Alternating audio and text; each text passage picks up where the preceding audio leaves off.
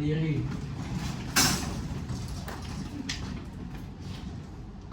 Ngatur orang pangjadi umat. Om Swastiastu. Baik, sebelum memulai kegiatan pembelajaran pada hari ini, marilah kita berdoa menurut agama dan kepercayaan masing-masing. Berdoa dimulai. Berdoa selesai.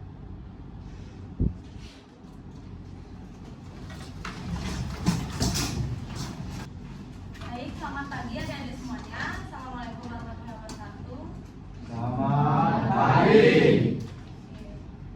Semua kabarnya baik hari ini? Baik. Ada yang nggak sekolah kak? Ada. Apa aja?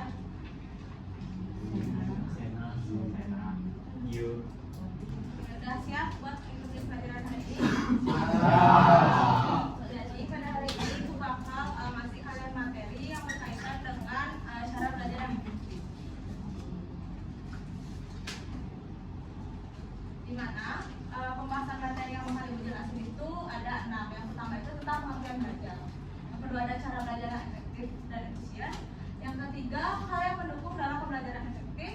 Dan yang keempat hal yang perlu kalian kembangkan dalam proses belajar. Yang kelima ada faktor yang mempengaruhi hasil belajar. Dan yang terakhir itu ada strategi belajar efektif. Selanjutnya tentang pengertian belajar. Ada yang bisa bantu baca? Belajar adalah suatu proses adaptasi atau penyesuaian yang kita lakukan yang berlangsung secara progresif. Belajar juga dapat didefinisikan sebagai proses di mana tingkah laku ditumbuhkan atau diubah melalui latihan atau pengalaman. Belajar dikatakan sebagai suatu proses karena perubahan tingkah laku yang terjadi melalui suatu tahapan-tahapan yang pada akhirnya menjadi sebuah belajar. Misalnya, seorang anak yang ingin dapat berjalan, maka ia mulai dilatih oleh orang tua, merangkak, berdiri, kemudian dituntut untuk mulai melangkah pada anak. Yang pada akhirnya si anak bisa mulai berdiri dan mulai sedikit demi sedikit melangkahkan kakinya, dan kemudian ia mulai dapat berjalan. Oke, nah jadi itu disebut proses belajar ya contohnya. Sama juga seperti kalian dalam proses belajar. Kalian dulu nggak bisa baca, nggak bisa nulis, tapi kalian pelan-pelan diajarkan. Jadi kalian berproses untuk bisa melakukan itu. Jadi itu yang disebut dengan belajar. Selanjutnya itu ada cara belajar yang efektif. Yang pertama itu adalah tetapkan tujuan. Memiliki tujuan bisa menjadi sebuah motivasi jika kamu mulai merasa kehilangan minat dan semangat untuk belajar. Nah, pertama itu set goals dulu kalian. Kalian tuh belajar untuk apa? Kalau misalkan untuk kalian mencari universitas, kalian pasti ada semangat. Aku harus belajar yang baik nih. Dan itu harus bagus biar bisa mencapai universitas yang kalian inginkan. Yang kedua itu adalah atur jadwal belajar. Dalam hal ini yang dimaksud yaitu kamu harus disiplin dalam menaati jam belajar. Nah, kalian mulai untuk membuat jam belajar kalian sendiri. Walaupun sebentar, ya kalian konsisten. Misalkan dari jam 7 sampai jam 8. Hanya sebenarnya cuma 1 jam kan sebentar, tapi kalian konsisten tiap hari melakukan itu pasti itu sangat membantu dalam proses belajar kalian. Terus yang ketiga itu suasana belajar yang nyaman. Kalian harus membuat atau kalian ciptakan suasana yang nyaman agar kalian belajar. Misalkan kalian ciptakan suasana yang bersih, yang rapi, jadi kalian tuh semangat dalam belajar. Yang keempat itu adalah membuat ringkasan. Karena jika kalian belajar, kalau ngapalin semua materi itu kan banyak pastinya.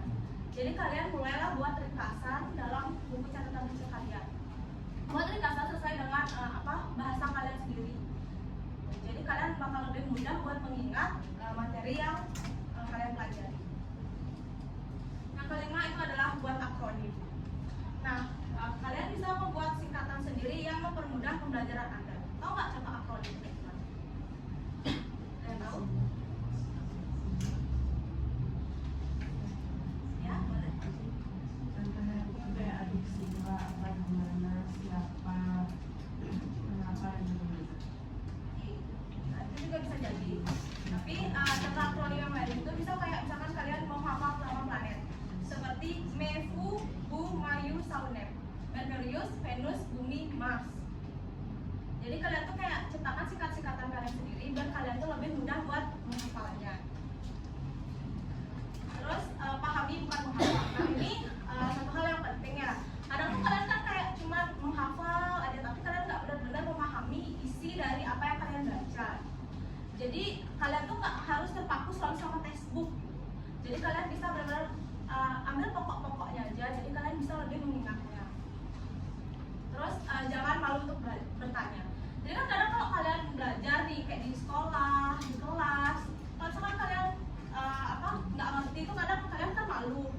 biarin gitu, itu nggak bagus ya. Jadi kalian bakal terus nggak ngerti sama materinya.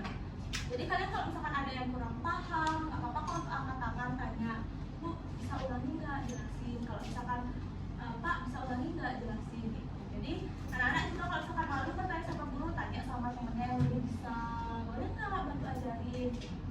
Jadi kan hubungan kalian antar teman itu juga semakin akrab ya. Terus yang ketiga, pantang menyerah. Itu apapun hasilnya kalian jangan pantang menyerah. Kalau kalian udah berusaha itu udah bagus banget. Terus yang selanjutnya itu adalah hal yang mendukung terhadap cara belajar yang efektif. Nah, yang pertama itu adalah belajar mandiri. Belajar mandiri yaitu sebuah konsep pembelajaran atas inisiatif sendiri.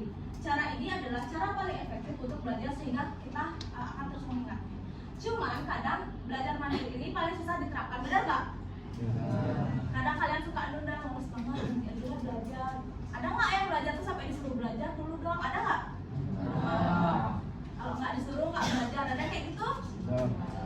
Jangan sampai kayak gitu ya anak ya. Jadi kalian harus ada kemauan sendiri buat belajar.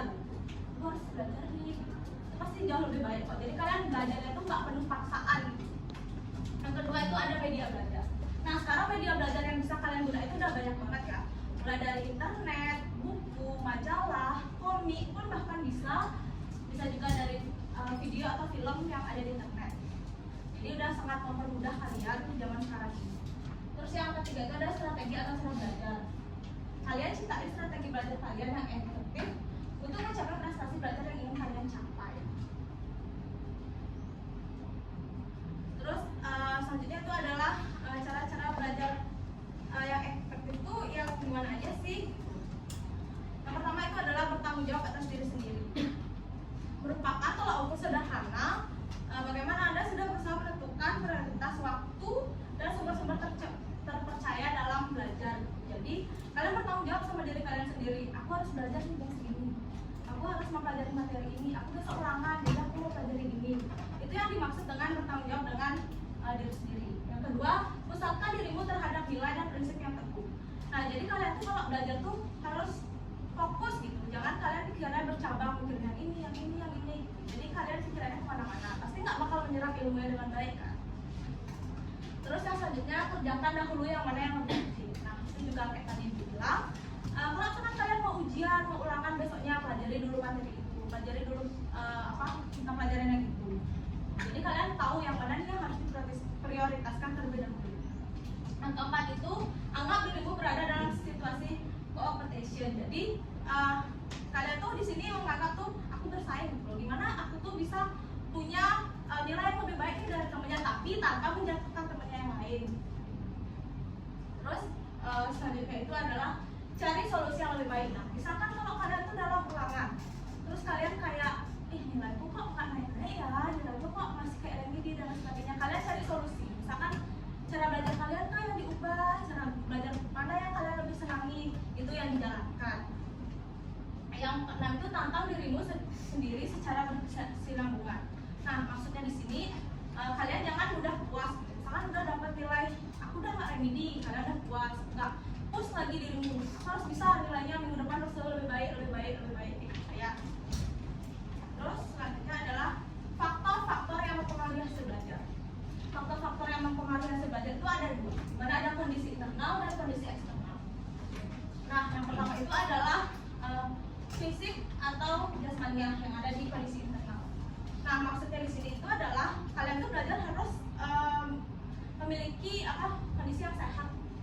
Kalian harus fit gitu. Jadi kalian pasti bakal semangat. Kalau misalkan kalian sakit itu belajar kayak males-malesan, itu pasti kayak kalian sering menunda juga gitu. Terus yang kedua itu adalah psikis atau kejiwaan. Nah, ini juga sangat penting. Jadi kalau misalkan kalian belajar itu kayak dipaksa, dipush, pasti kayak bakal diganggu gitu psikis kalian. Itu juga nggak baik. Ada nggak yang sampai stres banget di sini belajarnya? Karena tekanan dari bermacam-macam. Ada kan ya? Terus yang ketiga itu adanya kemauan atau niat. Nah, ini juga pasti timbul dari dalam diri kalian sendiri.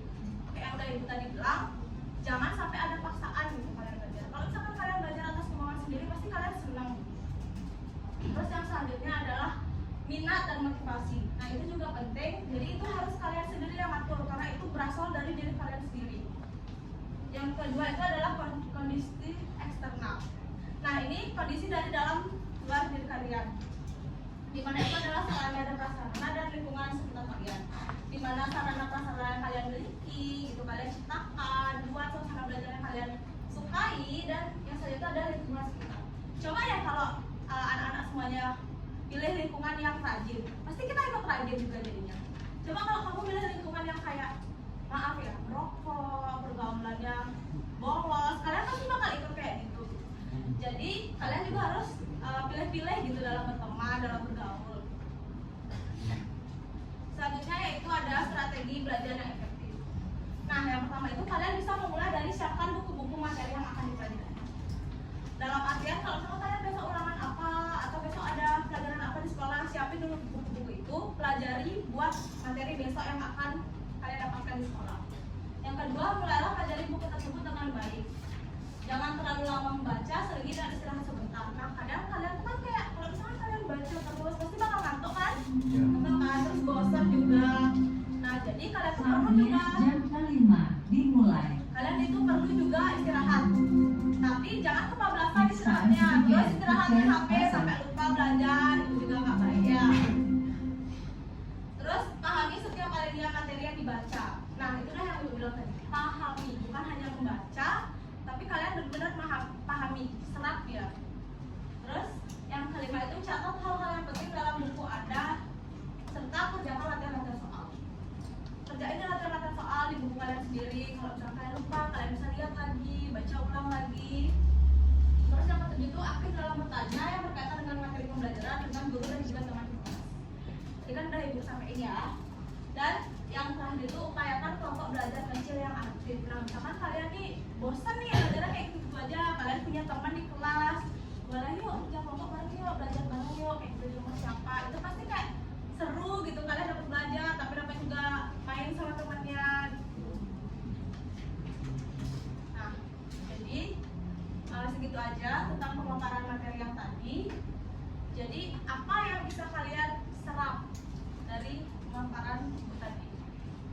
Atau apa yang bisa kalian sedikit aja simpulkan? Ada yang mau?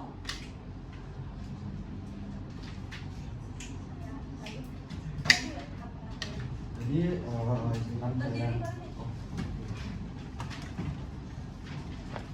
Jadi izinkan saya untuk menyimpulkan hasil dari Ibu menjelaskan materi. Yang pertama itu adalah pengertian belajar. Belajar itu adalah suatu proses atau adaptasi penyesuaian tingkah laku yang berlangsung secara progresif. Nah, adapun cara belajar efektifnya. Yang pertama itu adalah tetapkan tujuan, atur jadwal belajar, suasana belajar yang nyaman, buat ringkasan dan buat akronim. Yang keenam itu ada pahami bukan menghafal. Yang ketujuh jangan malu untuk bertanya, dan yang terakhir itu ada pantang menyerah. Adapun hal yang mendukung saat belajar itu adalah belajar mandiri, cari media belajar, dan atur strategi atau cara belajarnya. Lanjut, ada faktor-faktor yang mempengaruhi saat belajar. Yang pertama ada kondisi internal. Yang pertama itu ada fisik atau jasmani, kedua psikis, kejiwaan, ketiga kecerdasan IQ, ketiga adanya niat dan kemauan, yang kelima ada minat, keenam ada motivasi, dan ketujuh ada kedisiplinan. Dan ya, saya buat sendiri kedisiplinan. Dan terakhir itu ada kondisi eksternal. Yang pertama itu ada sarana dan prasarana dan lingkungan sekitar.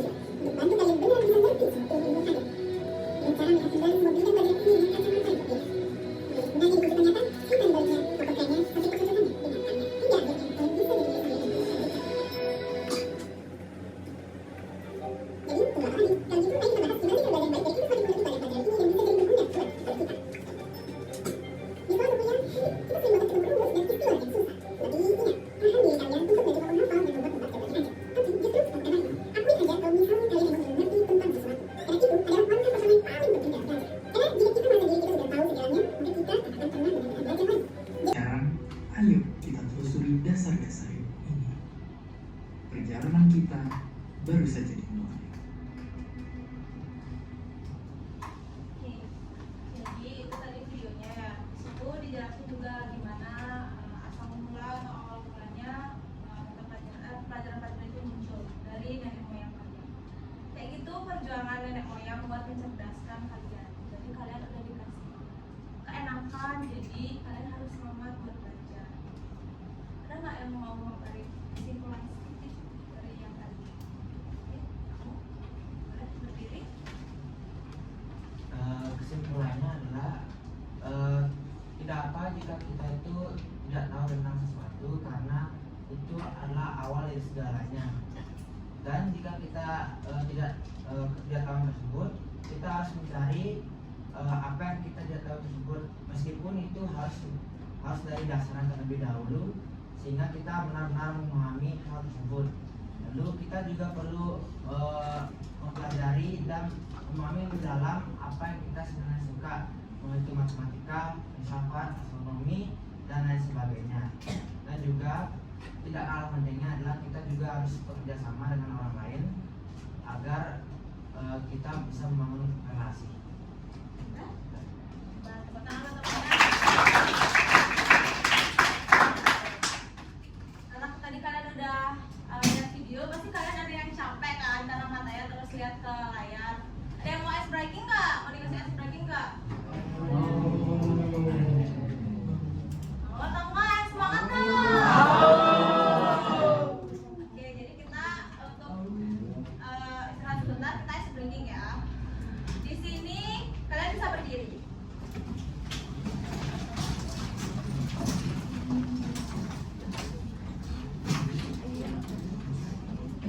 Oke. Jadi di sini ice breakingnya itu namanya boom, clap, sama get. Di depan kalian kan ada meja. Nah, kalian taruh pulpen di meja kalian. Di atas meja. Mejanya dipegang.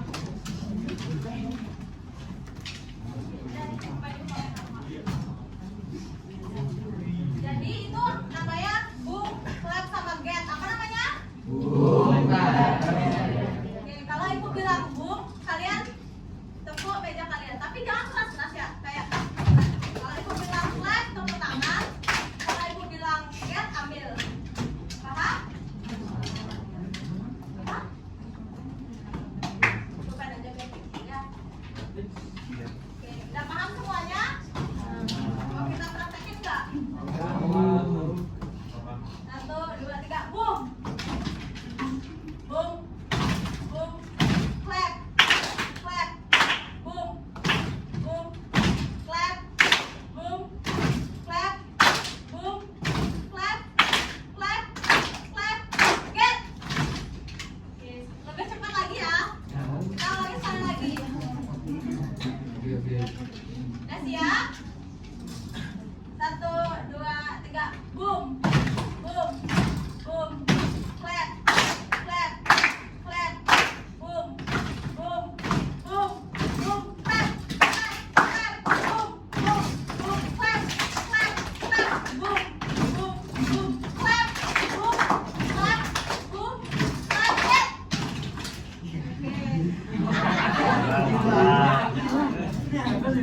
Gimana, udah sampai fokus? Lanjut lagi sekali lagi?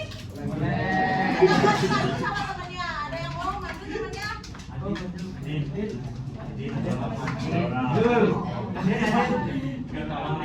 Ya, bantu ke depan. Sekali ya, sekali ya.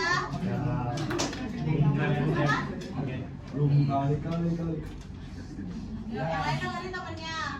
Boom, boom, boom, get.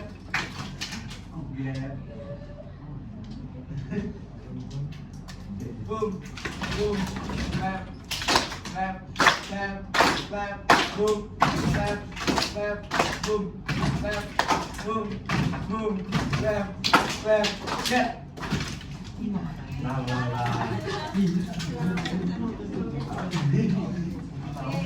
Jadi begitu aja dulu pemanasannya, breakingnya. Untuk selanjutnya ibu bakal bagi kalian jadi beberapa kelompok.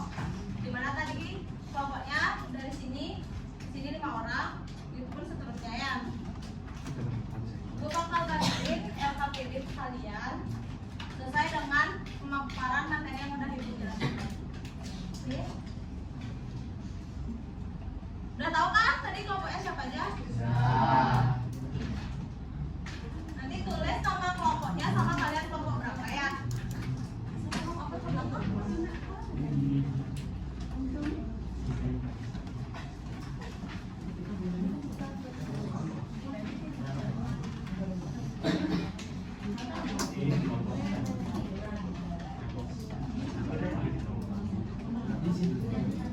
Ya, langsung ditulis di kertasnya ya, isi nama kalian, kalian kelompok berapa. Kalau ada yang mau ditanyain bisa langsung angkat tangan ya. Ada yang belum dapat kelompok nggak? Ada yang belum dapat kelompok? Nah, ya, oke, bisa dikerjain ya.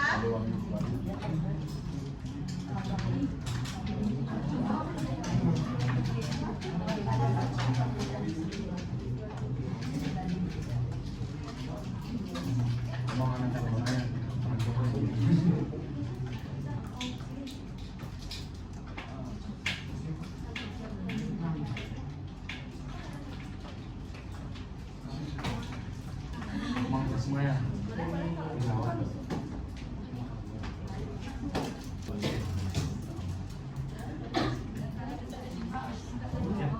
Yang lain bisa balik badan aja ya. Kalau kalian dekat sama teman.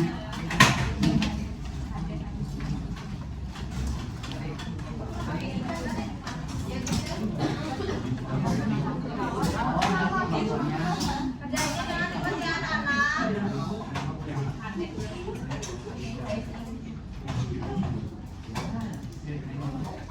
Ibu kasih waktu kalian 10 menit ya. 10 sampai 15 menit bisa?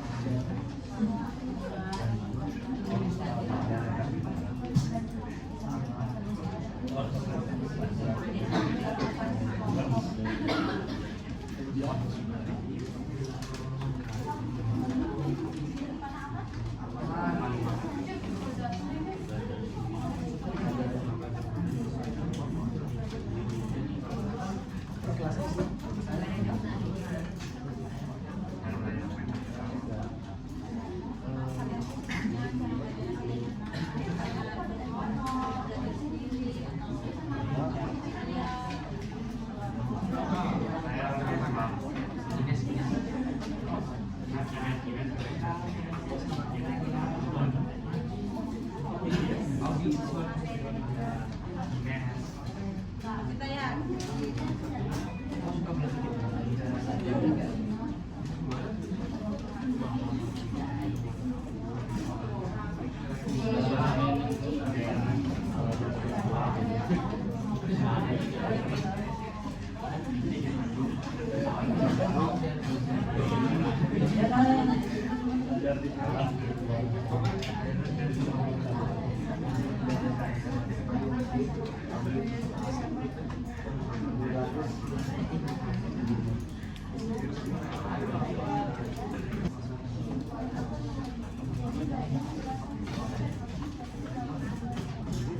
Ada selesai? Oke. Kerjain dulu ya.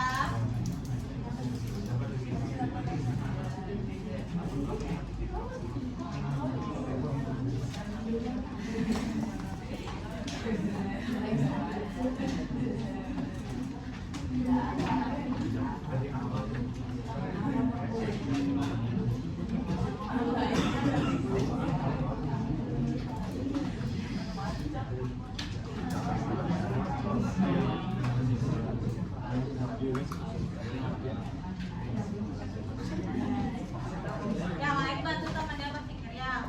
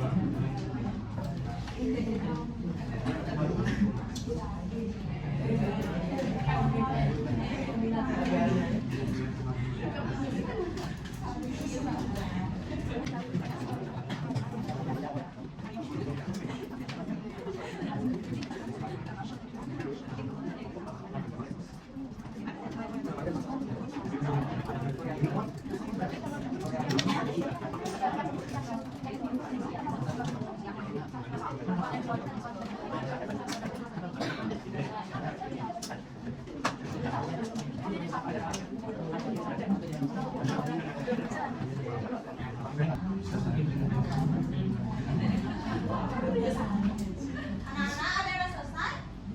Oke, yang selesai, yang udah selesai boleh maju ke depan ya, boleh. Salah satu. Berempat ya Pak perwakilan. Satu aja.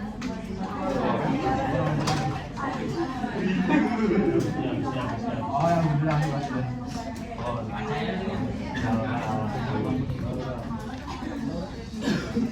Menunggu kerjain, dengerin dulu temennya yang lain ya. Om Swastiastu. Oh, Swastiastu.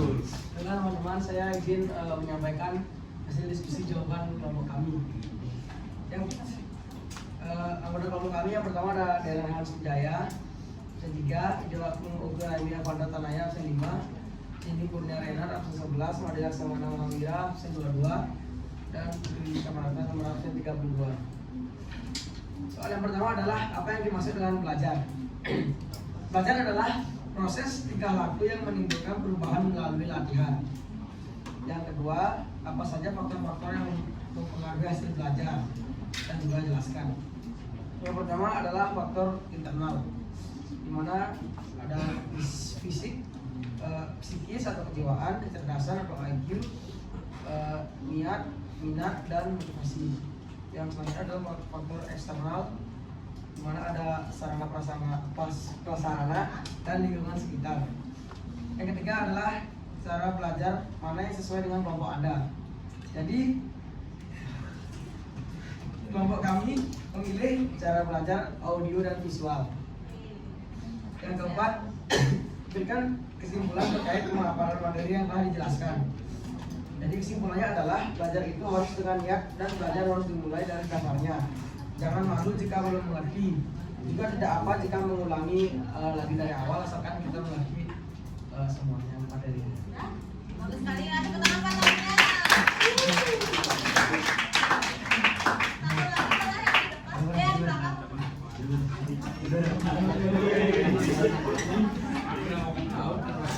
Selesai.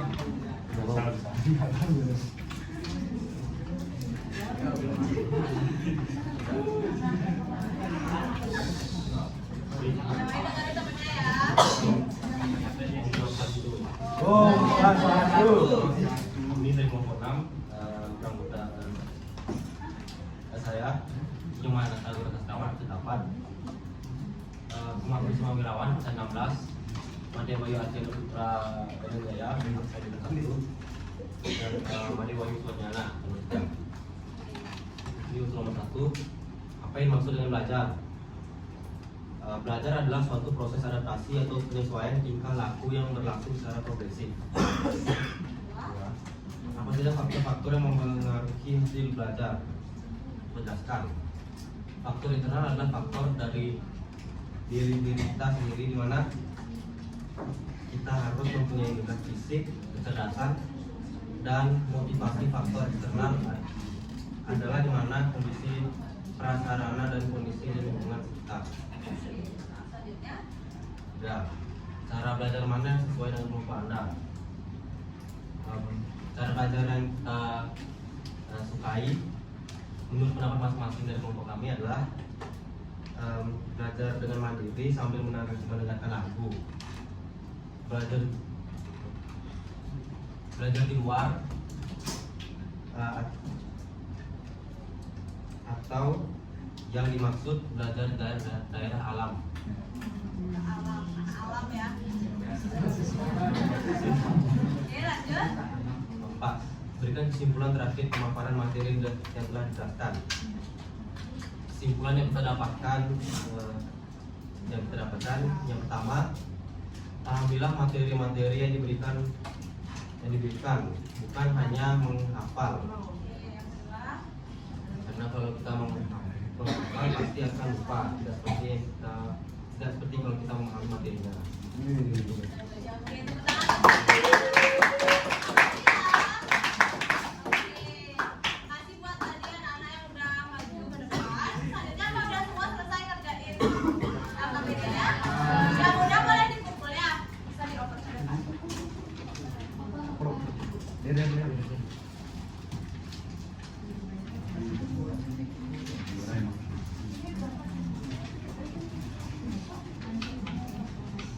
Ada yang belum? Oke.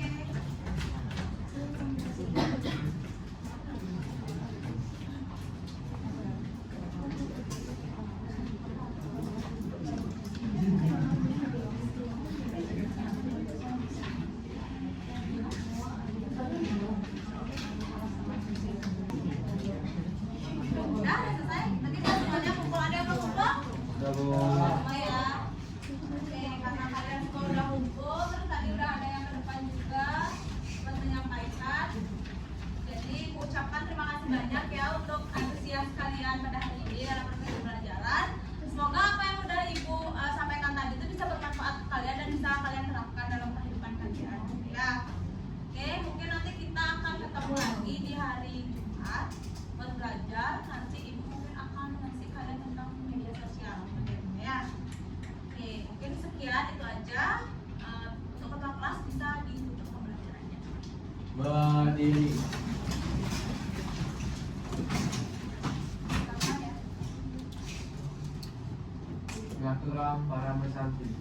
Om Santi Santi Santi. Makasih Bu. Terima kasih ya.